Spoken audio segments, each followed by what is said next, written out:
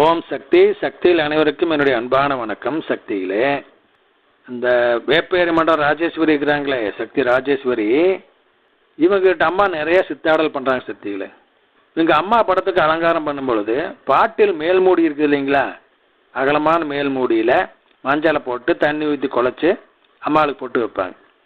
அப்படி செய்யும் பொழுது அந்த மேல்மூடியில் இருக்கின்ற அந்த மஞ்சளானது பலவிதமான சித்தாடலையும் செஞ்சு காமிச்சிருக்குதுங்க. ஆமாங்க, குரு பகவானாக காமிச்சிருக்குது, புற்றா காமிச்சிருக்குதுங்க, அம்மாவின்னு பாதமாக காமிச்சிருக்குது. அதில் ஒரு பாதம் மேல் பகுதியாகவும் இன்னொரு பாதம் அடிப்பகுதியாகவும் காமிச்சிருக்குதுங்க. இதெல்லாம் அந்த அம்மா ஃபோட்டோ எடுத்துக்கிறாங்க.